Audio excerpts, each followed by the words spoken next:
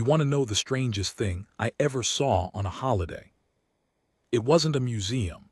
It wasn't a famous painting. It was a man in a tall black hat who refused to step aside for one of the most powerful women in the country, and the way the whole crowd went silent when he did it. I still think about it. Years later, I still think about it. Let me tell you exactly what happened. From the start. Because if I skip ahead, you won't believe me, and honestly, I still half don't believe it myself. It was the second week of September. I remember because the leaves were just starting to turn, those first few brown ones spinning down onto the pavement, and the air had that cool edge to it in the mornings, even though the afternoons were still warm. I'd saved up for this trip for 2 years, just me. My husband had passed the winter before, and my sister kept telling me I needed to do something, go somewhere, stop sitting in the house. So I booked a little room near the river and I came to the capital on my own for the first time in my whole life. 58 years old and I'd never traveled alone. My hands actually shook on the train, if you can believe that. Anyway, Ashbourne Palace was top of my list. I don't know if you've ever seen it in person. Pictures don't do it. It's enormous, this pale stone building with rows and rows of windows and a long black iron fence in front, and beyond the fence this wide gravel courtyard where the guards stand. Tourists pack in along the railings every single day, all of them with their phones up, waiting for the changing of the guard. That morning the crowd was thick, maybe 200-300 people, school groups in matching caps, a couple having a loud argument in a language I didn't recognize, a man selling little flags and toy soldiers off a fold-out table. The whole thing smelled like coffee and warm pretzels and somebody's strong perfume. And the guards, 2 of them on duty out front that I could see, standing in those wooden sentry boxes perfectly still, tall black fur hats, red coats, rifles held just so, they don't move. That's the thing everyone comes to see, they don't move no matter what. I watched one tourist, a young lad, stand right in front of the nearest guard and pull the silliest faces you've ever seen, crossed his eyes, stuck his tongue out, did a little dance. His friends were filming it, howling. The guard didn't even blink, stared right through him like he was a lamppost. Eventually the lad gave up and slunk off, and the crowd had a little laugh, and that was that. Normal day, tourist nonsense. I thought that was going to be the most interesting thing I saw. I bought myself a coffee from a cart and found a spot near the corner of the fence, close to the big gates, where I could lean and rest my feet. My knees aren't what they were. I sipped my coffee and watched the guards and the crowd, and I felt, for the first time in months, almost peaceful.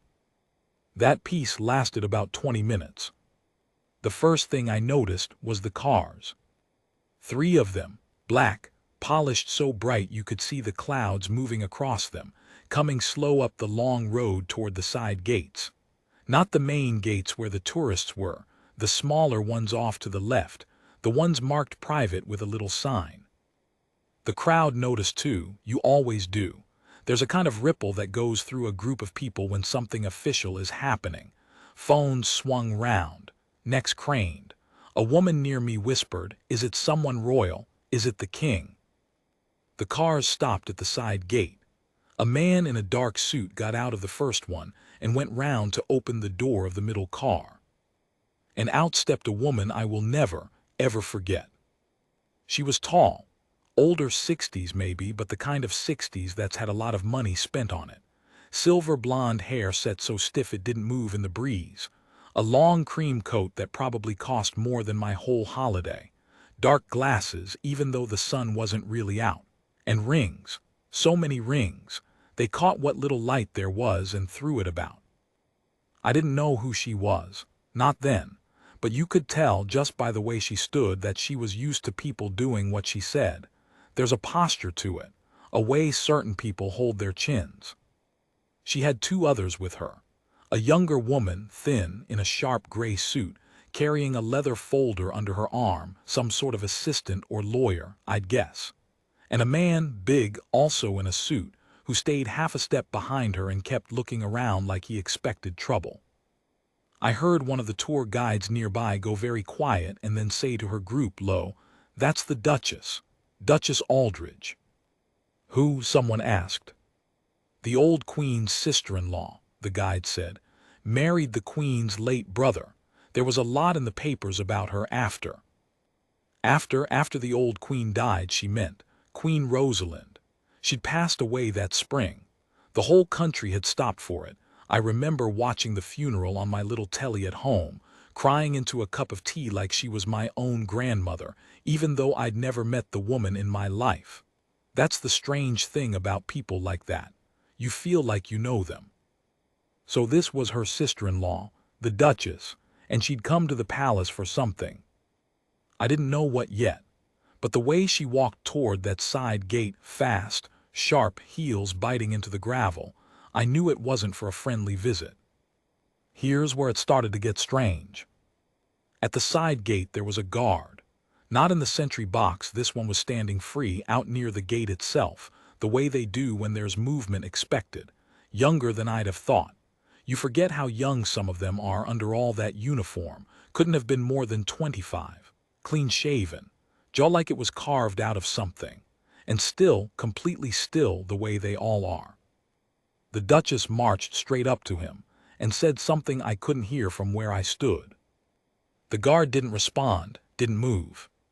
She said it again, louder this time, loud enough that a few words drifted over to the crowd, expecting me, and let me through. The guard stayed put. Now you have to understand. The crowd around me had gone from chatting and laughing to dead silent. Everyone was watching. 200 phones, probably, all pointed at this woman and this young man in the red coat. You could hear the gravel under the Duchess's heels as she shifted her weight, impatient. The assistant in the gray suit stepped forward and held up the leather folder, said something official sounding, tapped a paper inside it. The guard's eyes flicked down to it for half a second and then went straight back to forward, to nothing, to the middle distance. I remember thinking, good lad, whatever this is, good lad, hold your ground. But the Duchess didn't like it. Oh, she did not like it. She pulled off her dark glasses, folded them with a snap, and she leaned in toward that young guard and said, clear as a bell now, loud enough that the whole front of the crowd heard every word. "Do you have any idea who I am?" I've thought a lot since about that question. Do you know who I am? People only ever say it when they're about to lose, when they've already run out of every other card and that's the last one in their hand. The threat hidden inside it. I am important and you are not, and you'd better remember it. The young guard didn't answer. Of course he didn't. They're trained not to, but I watched his jaw, just his jaw, tighten the smallest fraction. He'd heard her and he chose to give her nothing. And somehow, that nothing was the loudest thing in the whole courtyard. The Duchess straightened up. Her face had gone a blotchy sort of pink under the makeup. She turned to her assistant and barked something, and the assistant fumbled out a phone and started dialing, hurrying off a few steps to talk into it with her hand cupped over her mouth. The big man, the bodyguard, I suppose, took a step closer to the guard, squared up to him, even. He was a head taller and twice as wide. Tried to do that thing where you loom over someone to make them feel small. The guard didn't shrink an inch. I had my own phone out by now. I'm ashamed to say it. I'm not usually one for filming people's private business, but everyone else was doing it, and there was something about the whole thing. This woman in her 1,000-pound coat going to war with a boy in a fancy hat, that I couldn't look away from.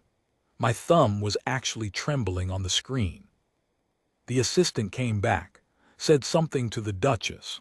The Duchess's eyes lit up, that nasty kind of lit up, like she'd just been told reinforcements were coming. And that's when I understood this wasn't going to be over quickly. Because somewhere inside that palace, somebody important had just been told the Duchess Aldridge was at the gate. And she was not leaving, and she had brought paperwork. While we waited and the whole crowd waited, nobody moving, that man's pretzel cart completely forgotten, the tour guide near me kept talking low to her little group. And because I was standing close, I heard all of it. That's how I learned what this was actually about. After the queen died, she said, there was a will. Everything that wasn't crown property, her personal things, her own money, jewelry, the country house she'd had since she was a girl, all of that went where she wanted it to go. To charities, to the staff who'd looked after her for 40 years, to the gardener's family, even the ones who'd worked the grounds 3 generations running. That's lovely, someone in the group said. It is, the guide agreed. But the Duchess didn't think so. The way I read it in the papers, the Duchess reckoned all of that should have come to her side. Her children, the Queen's nephews and nieces by marriage. She'd been saying for months that the staff and the charities had no business with the old Queen's things, that it should stay in the family, her family. Someone made a disgusted little noise. There were lawyers, the guide went on, letters back and forth, but it didn't go her way. The will was the will. The Queen knew exactly what she wanted and she put it down in writing, signed, witnessed, the lot. There was nothing the Duchess could do. So what's she doing here then? The guide shrugged. Search me, but she doesn't look like a woman who's given up, does she? No, she did not. I looked back at the Duchess. She'd put her sunglasses back on. She was standing very straight now, very composed, like she'd decided to wait it out, and that frightened me more than the shouting had. Patient people are the dangerous ones. My own mother used to say that. The young guard was exactly where he'd been the whole time. Hadn't shifted his feet. Hadn't dropped his eyes. The wind had picked up a little and it ruffled the fur on his hat and he didn't even acknowledge it. I found myself rooting for him so hard my chest ached. This boy who had nothing, no money, no title, no expensive coat, standing between all of that and the last wishes of a dead woman who'd wanted her gardener's family looked after. I didn't know his name yet. I wouldn't learn it for another half hour, but I'd already decided he was the best of us. The side gate opened. Not all the way, just enough for a man to come out. Older, gray at the temples, in a dark suit but a different sort than the bodyguards. This one wore his like it was a second skin, like he'd been born in it. A senior man. Palace staff, the proper kind. He had a quiet face and tired eyes and he walked toward the Duchess with his hands folded in front of him. I couldn't hear the start of it. They spoke low. But the Duchess's voice kept climbing, the way a kettle does before it screams and bits of it carried. Entirely unreasonable. My late husband's own sister. I will not be turned away like some. The gray-haired man kept his voice down, kept his hands folded, kept shaking his head, slow and sad, the way you'd tell someone bad news they already half knew, and every shake of his head made the Duchess angrier. She jabbed a finger at the folder in her assistant's arms. She jabbed a finger at the palace itself. At one point she jabbed a finger right at the young guard and said something sharp, and the gray-haired man glanced at the guard and then said something back that made her go rigid. I'd give anything to have heard that part. Anything. I've replayed it 100 times trying to lip-read it from the video, and I never can. But here's what I do know. Whatever the gray-haired man said, it was the end of the polite stage. Because the Duchess Aldridge drew herself up to her full height, and she said, in a voice that cut clean across the whole silent courtyard so that every single one of us heard it, "Then I'll take what's mine myself." And she stepped toward the gate. Toward the guard. And what happened in the next 60 seconds is the reason I'm telling you this story at all. Then I'll take what's mine myself. I'll never forget the way she said it, not shouting anymore, lower than that, cold, like the decision had already been made somewhere behind those dark glasses and she was just letting the rest of us in on it. And then she moved. Not fast exactly. People always think these things happen fast. They don't. It was almost slow, almost graceful, this tall woman in her cream coat turning on her heel and walking straight at the gate where the young guard stood, heels biting the gravel, chin up, the big bodyguard falling in beside her like a shadow. The gray-haired man said something, "Duchess, please," and put out a hand, but she brushed past it like it was a branch in her way. And the crowd, I swear to you, the entire crowd drew one breath in at the same time. You could hear it. Hundreds of people sucking in air all at once. Then nothing. Dead, ringing silence. Even the bobbies had stopped. Even the man with the pretzel cart had come round to the front of his stall to watch with his hands over his mouth. I had my phone up. My arm was aching from holding it so long, but I didn't dare lower it. She got to about 3 feet from the guard. And he moved. I want to tell you exactly what it looked like, because it's the part nobody believes when I tell it. It wasn't violent, that's the first thing. People hear the guard stopped her and they picture shoving, grabbing something rough. It was nothing like that. It was almost the opposite of rough. It was precise. He brought his rifle down off his shoulder, one clean movement, the kind you can only do when you've done it 10,000 times, and held it across his body, both hands horizontal. A bar, a line, right at the level of the gate. And at the same time he took one step, just one. A single step that put him square in the middle of the gap, directly in front of her, his boot coming down on the gravel with a crunch you could hear from where I stood. And then he stamped. If you've ever seen the guards do their drill, you'll know the sound. That heel coming down hard on the ground, crack like a gunshot in the quiet. And the whole crowd jumped. I jumped. The Duchess actually stopped, one foot still raised mid-step, and for just a second, every bit of that grand composure fell off her face and she looked plainly afraid. And the guard spoke. That was the part that got me, because they don't speak. The whole point of them is they don't speak. The tourists pull faces and dance and shout in their faces all day long, and the guards say nothing. It's the one rule everybody knows. But he spoke, loud, clipped, a voice trained to carry across a parade ground, so it carried right across that courtyard and into every phone and every pair of ears. Stand back. 2 words, that's all, but the way he said them, there was no give in it. None. It wasn't a request and it wasn't a panic. It was a fact, a wall with a voice. Stand back, as if the words themselves had weight.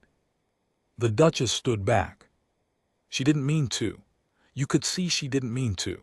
Her body just did it, the way anybody's body does when something in the air tells it danger.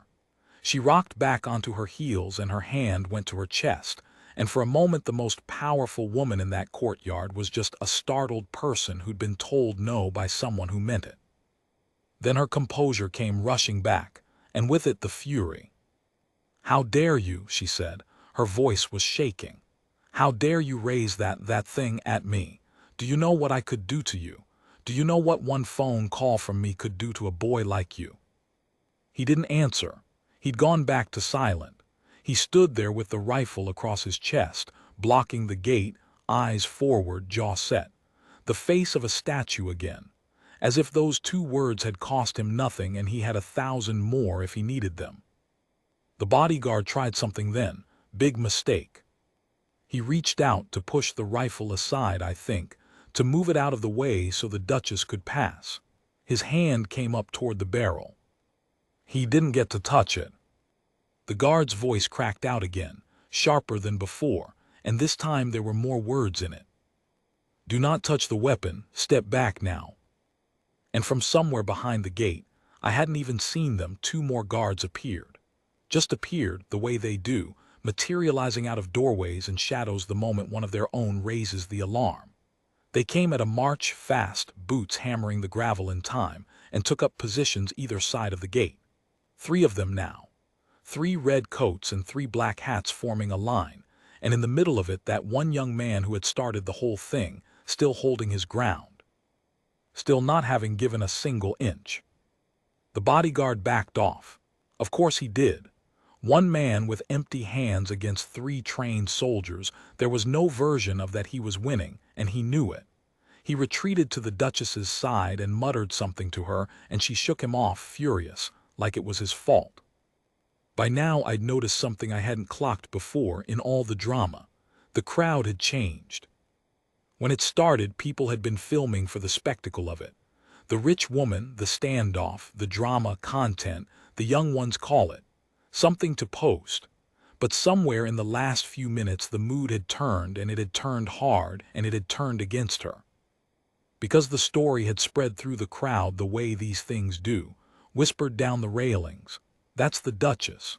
She's trying to take the old queen's things. The queen left it all to charity and the staff, and she wants it for herself. By the time the guard stamped his boot, half the courtyard knew exactly what they were watching, and the other half was finding out fast. And people started to shout. Not at the guard, at her. Leave him alone. Shame on you. She left it to the gardener, you greedy. That one got cut off, but the crowd laughed, a hard, angry laugh, and it spread.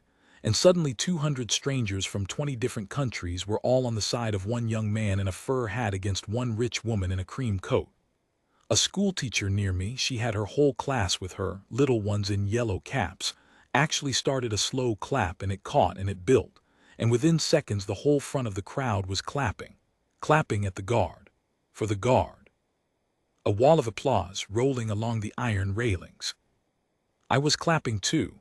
I'd put my phone down at last, and I was clapping with my coffee gone cold at my feet, and I had tears in my eyes, and I didn't even fully know why.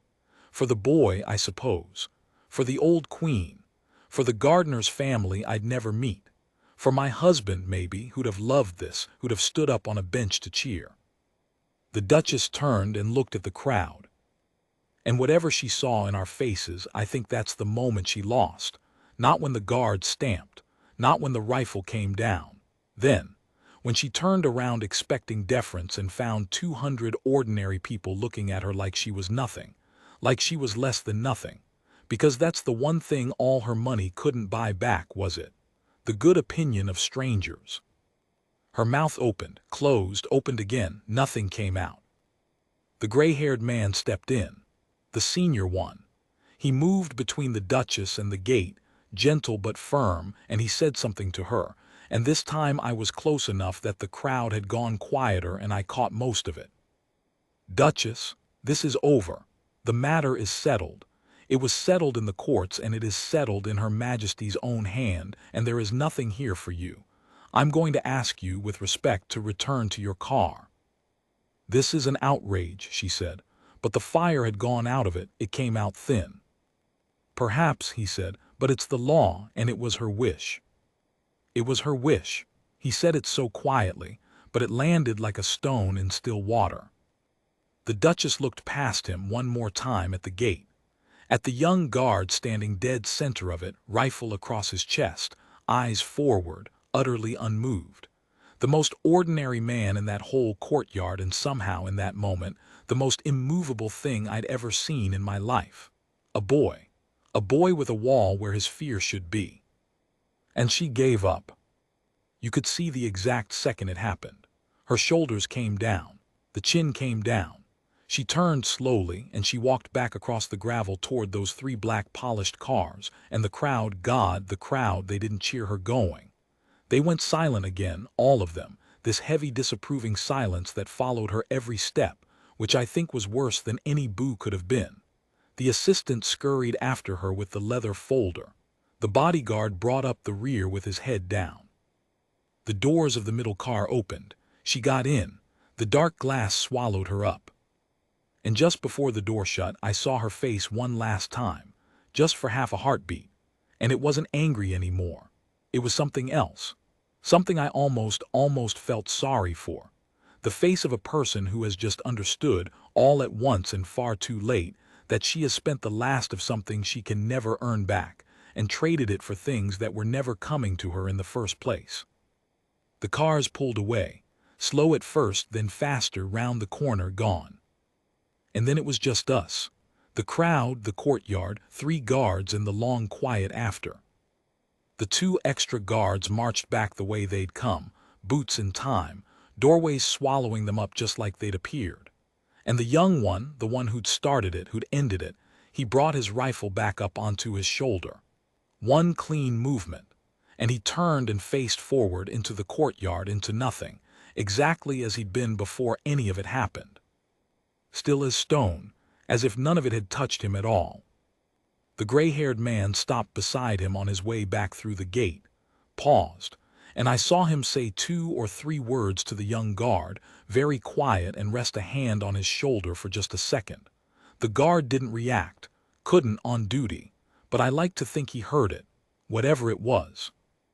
And it was on my way out, an hour later, that I found out his name.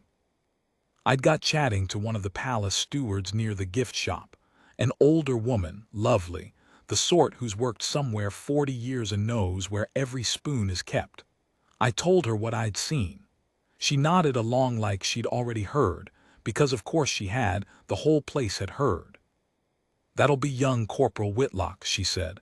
"Daniel Whitlock, been here 3 years now." Daniel Whitlock. I wrote it down. I've still got it on the back of a receipt in my purse to this day. "He did right," I said.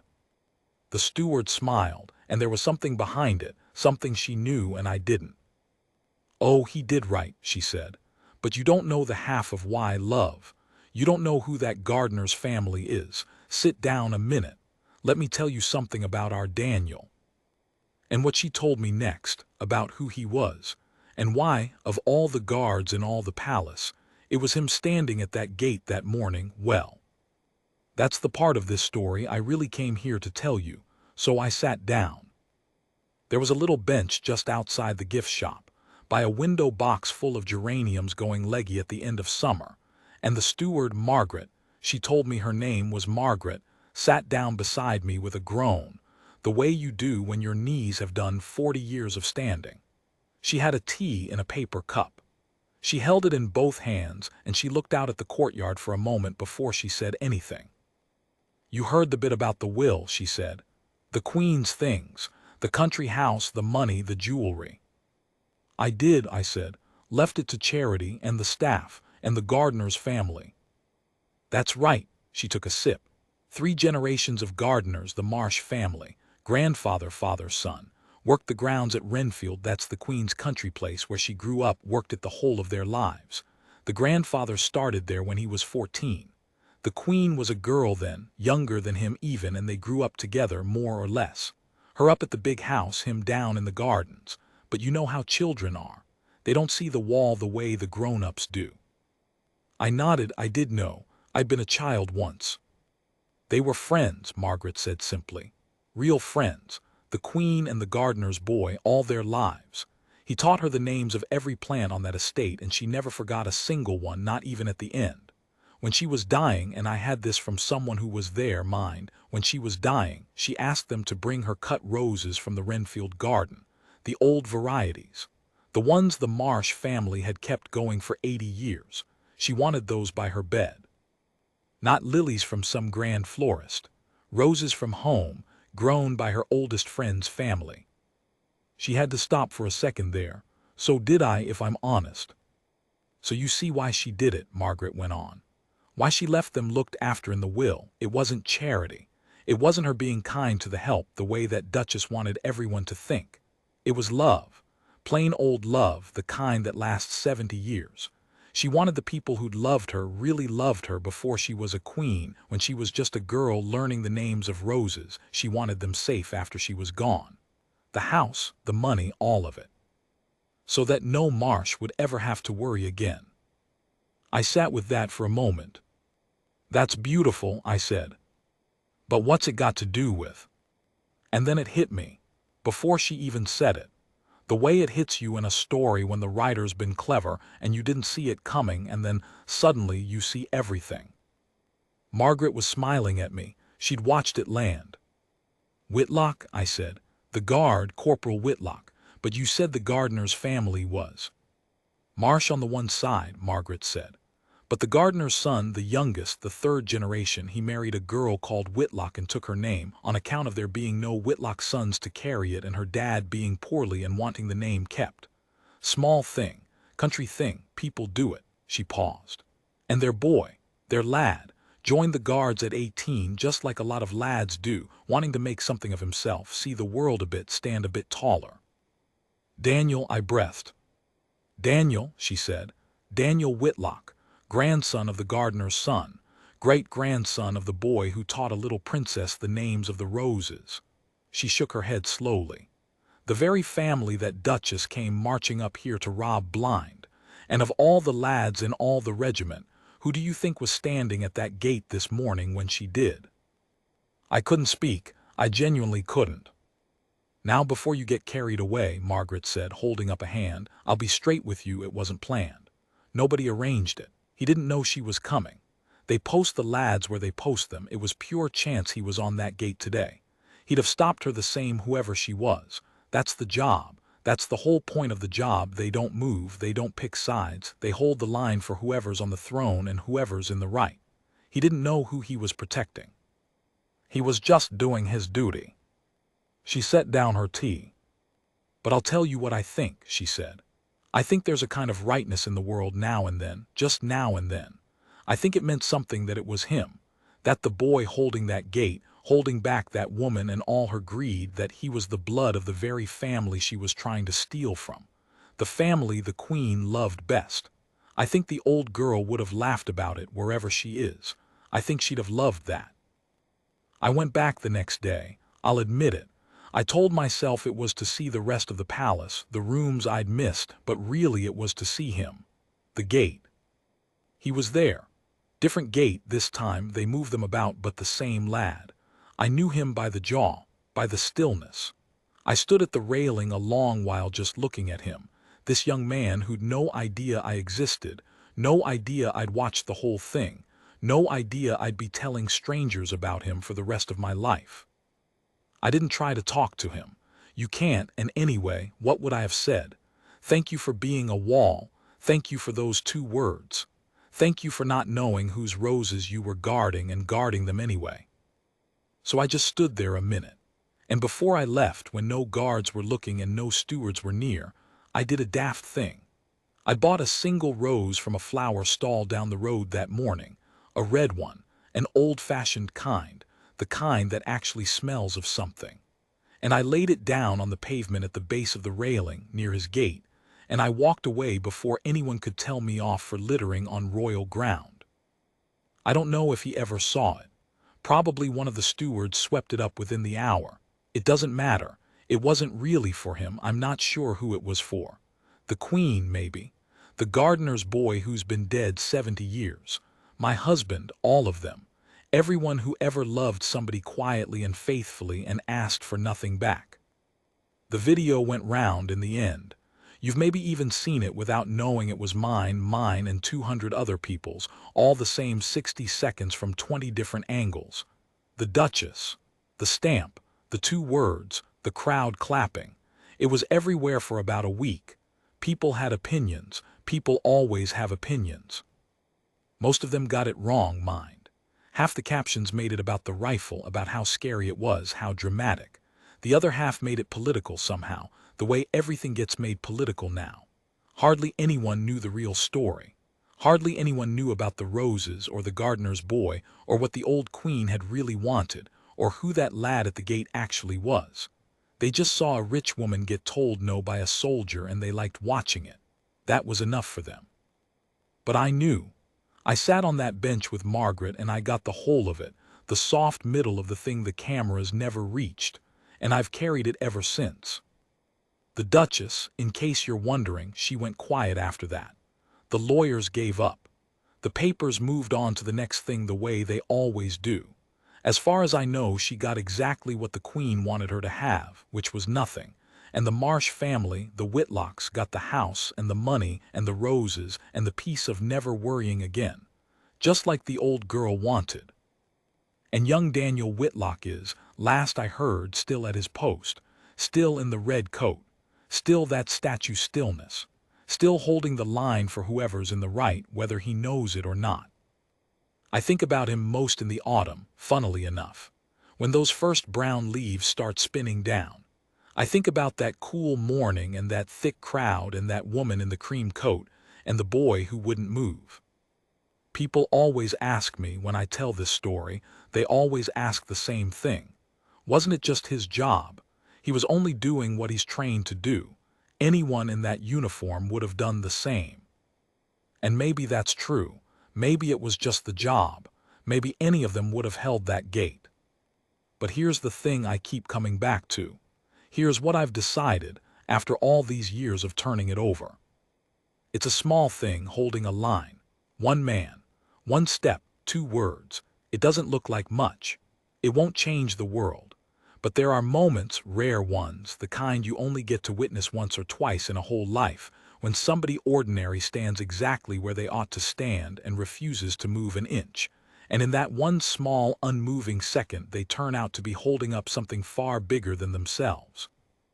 A dead woman's last wish, a gardener's roses, the idea that money doesn't get to take whatever it points at.